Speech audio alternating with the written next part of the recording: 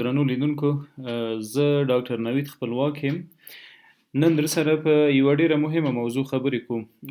څنګه کولی شو پرته له دې چې ډاکټر ته مراجعه وکړو یا له کومو کیمیاوي درملو استفاده وکړو معده او د معدې هضم زورور او مضبوط وساتو.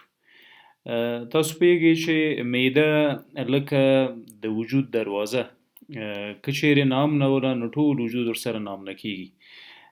په دې تصویر کې تاسو ګورئ دا مرۍ ده او مرۍ هم بالاخره له معدې سره وصل شوې ده، سټمک یا معده. په معده کې ډیر قوي تیزاب موجود دي چې هایدروکلوریک اسید یا HCl ورته ویل کیږي. هایدروکلوریک اسید او فرمول هم HCl ده. د دې تیزابو خاصیت قوي او زورور تخریش ده، یعنی پی ایچ تقریبا د 1 او د 2 ترمنځ کې ده. په دې وروسته غږیږو چې پی ایچ د تیزابو څه معنا لري.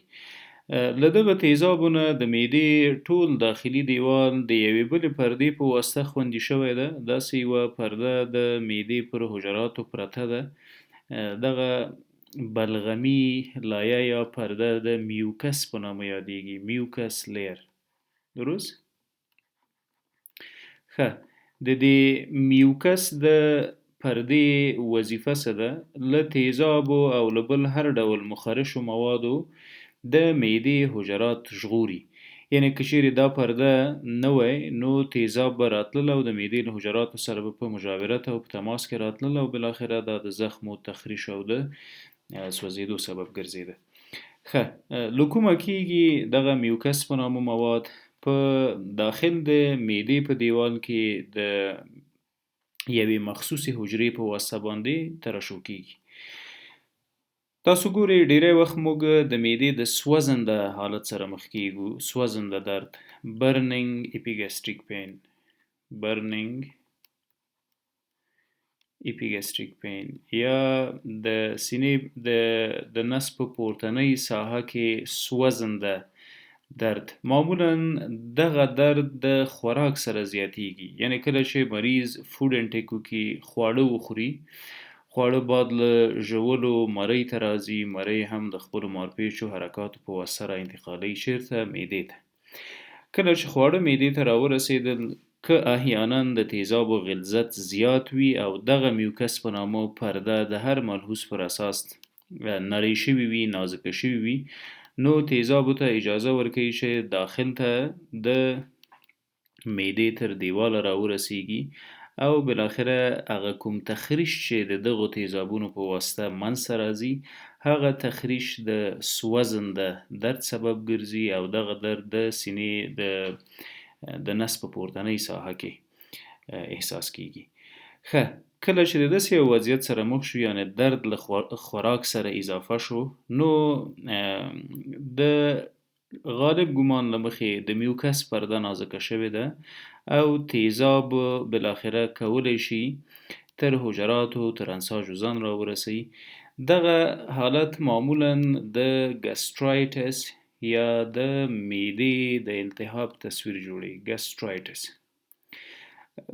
ګسټرایټس یا دغه التهاب عفونتونه دوه ډوله دي، اکیوټ یا حاد او کرونیک یا مزمن. څه معنا لري؟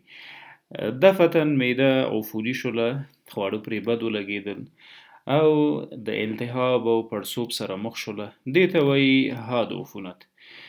او کرونیک هغه چې د مختلفو اسبابو په واسطه کلونه او میاشتې در بر ونیسي. میاشتې کیږي چې موږ د ښه هضم سره نه یو مخ، انډایجسشن لرو یا ډسپپسیا، هضم مو په سمه توګه نه کیږي، د ډوډۍ خوراک نه وروسته مو معده پړسیږي، ارګمي کوو، همدارقم ورسره سوی هاضمه، د نس بادونه لرو، بلوټینګز یا د معدې بادونه او ګډ اوازونه. دا ټول هغه علایم او نښې دي چې د معدې په مزمن التهاب یا په کرونیک ګسټرایټس کې لیدل کیږي.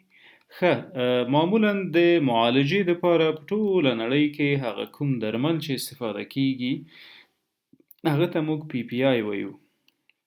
PPI یا پروټون پمپ انهبیټرز. پی پی آی یا پروټون پمپ انهبیټرز دا د اومیپرازول په نامه چې کومې دواګانې دي اومیپرازول پینټاپرازول ډیکسلانساپرازول ایزومیپرازول دا ټول هغه درمل دي چې د پی پی آی یا پروټون پمپ انهبیټرز تر عنوان لاندې موجود دي. وظیفه یې څه ده؟ د معدې دغه تیزاب چې هایدروکلوریک اسید نومیږي د دو سیکریشن یا ترشحات کموي. څنګه یې کموي؟ د معدې په حجراتو کې یوه حجره چې د پیرایټل په نامه یادیږي دغه پیرایټل حجره تیزاب تولیدوي او بالاخره د هغه مخصوص پمپ او دریچې یا ورسۍ نه چې کوم تیزاب حجره رالیږي د معدې لیومن یا منځ بس هغه بندوي او په دې اساس باندې د تیزابو غلظت کمیږي. که چیرې موږ د اوږدې مودې دپاره یعنې د کلونو دپاره ایرز او حتی د میاشتو دپاره له دغو درملو استفاده کوو نو معنی یې څه ده؟ موږ د میاشتو او کلونو دپاره یوه نورماله پروسه چې د تیزابو تولید د هغه بندوو. ولې بندوو؟ دلته د تیزابو د شدت د وجې موږ په خپله معده کې درد او سوزش احساس کوو. ولې احساس کوو؟ ځکه چې دلته د میوکس په نامه پرده نازکه شوې ده او یا یې خپل کیفیت له لاسه ورکړی دی. ولې ورکړی؟ ځکه چې د میوکس په نامه کومه حجره چې ده دغه حجرات میوکس صحیح نه تولیدوي، دغه لزجي او بلغمي مواد نه تولیدوي او په ټوله کې د حجراتو دفاع یا پروټیکشن د سوال لاندې راغلی. ښه د همدې حالت نه د مخنیوي په پار موږ پروټون پمپ انهبیټرز کاروو. آیا دا صحیح کار کوو؟ یعنې موږ باید تیزاب بند کو تر هغې دلته یو بل ډول پی ایچ ولرو، یعنې تیزاب که چیرې کم شي مسلما هضم منځته نه راځي. که چیرې د اوږدې مودې دپاره موږ اومیپرازول خورو یعنې دا خپل هضم مو ټکنی کړی ده. که چیرې هضم د اوږدې مودې دپاره ټکنی پاتې شو دغه اومیپرازول بیا د نورو ناروغیو سبب ګرځي چې هغه ناروغۍ بالاخره د پروټین د سوی هاضمه ده، د منرالونو سوی هاضمه ده او په هغې باندې اوس مفصلا یو څه بحث کوو. ګورئ که چیرې دا د پی ایچ خط وبولو درست له 0 تر 14 پورې اعداد لرو، اووه عدد د دوی منځنی یا هغه خنثی عدد ده. څه معنا لري؟ له اووو نه چې څومره هم 0 طرف ته راځو تیزابي حالت سره مخ کیږو، چې څومره هم تر 0 رانږدې کیږو هغومره زموږ تیزاب قوي کیږي. له اووو نه چې څومره هم د 14 طرف ته راځو دلته موږ د قلوي حالت یا د القلي حالت سره مخ کیږو. صحیح؟ قلوي حالت چې الکلي ورته وایي. ښه اووه څه دي؟ خنثی دي. دغه اووه عدد نه تیزاب ده او نه هم کوم القلي. القلي د تیزابو ضد مواد دي. زموږ د معدې تیزاب کوم ځای کې دي؟ د یو او که دلته یو وي په دې ساحه کې دوه ولرو نو د معدې د تیزابو شدت او زورورتیا دلته ده. یعنې پی ایچ تقریبا د یو او دوه ترمنځ ده. درست؟ دا کوم تیزابونه دي؟ هغه چې د تخریش په کمل صلاحیت لري. یعنې موږ غوښې، ډوډۍ، خواړه، ترکاري هر څه راوړو کله چې هم د دې تیزابو سره مکس شي ټوټه ټوټه کیږي او همدغه ټوټه ټوټه کیدلو ته موږ ډایجسشن یا د هضم پروسه وایو. کله چې اومیپرازول وخورو څه کیږي؟ دغه د پی ایچ خط راځي دې خواته، ځکه د اومیپرازولو په خوراک سره د تیزابو تولید کمیږي. کله چې د تیزابو تولید کم شو نو هغه کم موجوده تیزاب چې دي د هغو د ګسټریک سیکریشن یا د معدې د نورو ترشحاتو سره یوځای کیږي، هغه غلیظ تیزاب بدلیږي پر رقیق تیزابو باندې، یعنې خپل تیزابي خاصیت کمیږي. تخریش او شدت د تخریش دغه تیزاب بالاخره کمیږي ځکه تولید کم شو.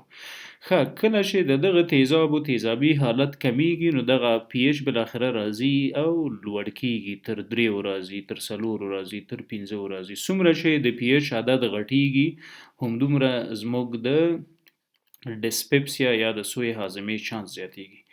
نو ډیری وخت داسې ذهنیت موجود وي چې اومیپرازول یا پی پی آی د اوږدې مودې دپاره یو چا شروع کړي وي خوري یې بغیر د دې چې ډاکټر ورته تجویز کړي وي یا د هغه د پس منظر نه پوه شو دوی په حقیقت کې دغه خپل تیزاب اخلي او خنثی کوي یې اضافه کومه ګټه نه ده رسولې وجود ته تیزاب یې واخیستل خنثی یې کړل او د تیزابو هغه تخریش او بد خواص نور په معده کې نه احساس کیږي ولې هغه ضعف چې کوم ده هغه لا شته ده کوم تکلیف موجود و هغه لا شته ده ښه څنګه وشو کولی چې هم تیزاب په خپل وجود کې په ښه پی ایچ کې ولرو یعنې د 1 نه تر 2 الا 2 نیمو پورې چې هغه ښه هضم منځته راولي او هغه د معدې حقیقي د تیزابو معنا هم پکې ده دا هم ولرو او په د دې ترڅنګ د هضم پروسه هم په سمه توګه لاړه شي مخته لاړه شي او په حقیقت کې د دغو پی پی آی په نامه چې کوم دواګانې دي دو ته هم اړتیا پیدا نشي چې موږ د اوږدې مودې لپاره وخورو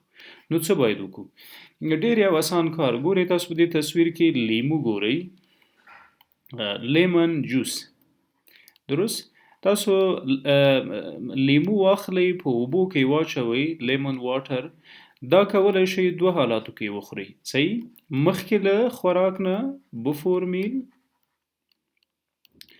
یا آفتر میل بعد له خوړو وخورئ څه کیږي په لیمو کې موږ یو ډول تیزاب لرو چې هغه ته سټریک اسید وایي صحیح سټریک اسید راځي د معدې د یو بل ډول تیزاب چې هغه HCl دی یا هایدروکلوریک اسید د هغو سره یو ځای کیږي او اتومات د پی ایچ کرښه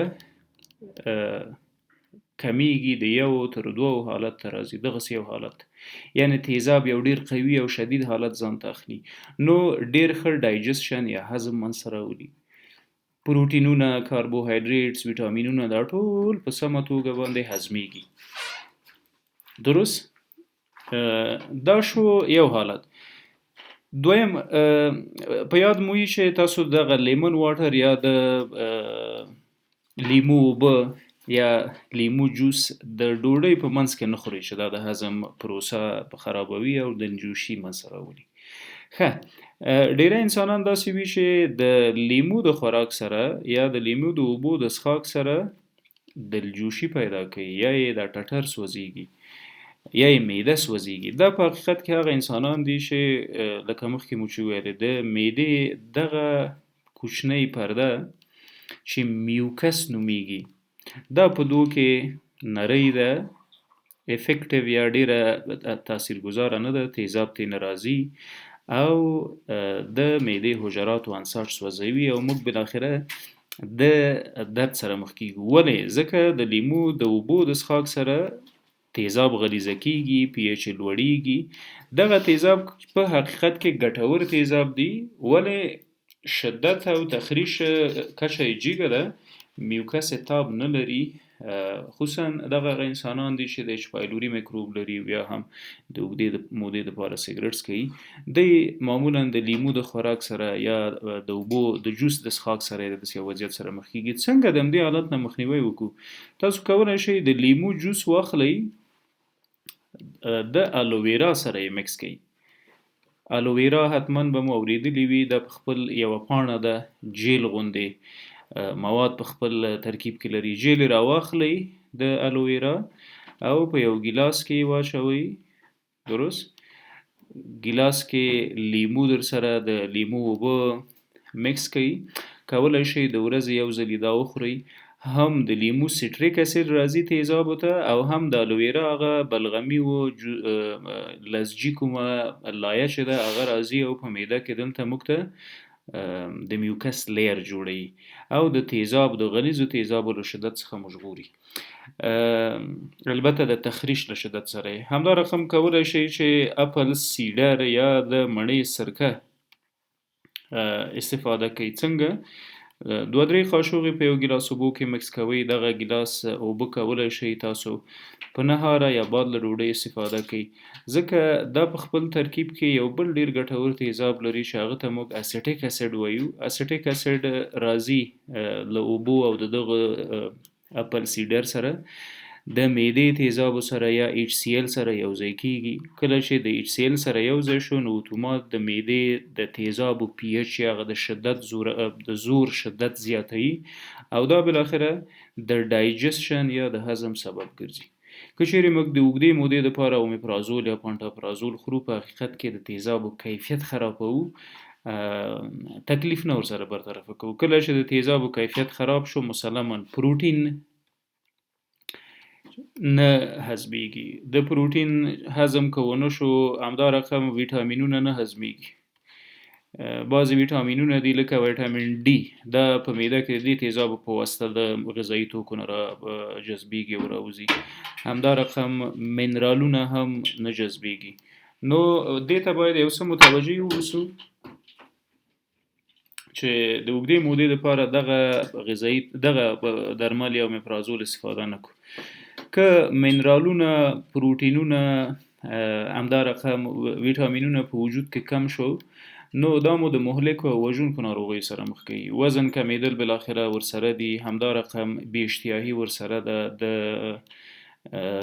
بدن د دفاعي سیستم د کمزورتیا بحثونه راولاړیږي. که چیرې ویټامین ډي کم شي د مفاصلو ناروغي، د هډوکو ناروغي، د هډوکو پوده کېدل دا ټول بالاخره منځته راځي. همدا رقم د منرالونو په کمبود کې د بدن دفاعي سیستم کمزوری کیږي او د نورو ګواښونو ناروغیو سره مخ کیږو.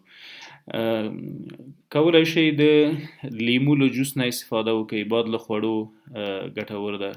که چیرې د لیمو جوس مو هارت برن یا دلجوشي زیاتوي او الوویرا ته اړتیا لاسرسی نه لرئ، کولای شئ د مڼې د سرکې نه استفاده وکړئ. دا هم تیزاب لري د اسیټیک اسید په نامه او دغه تیزاب د هضم پروسه ډیره ښه په چټکه او په سمه توګه حمایه کولی شي.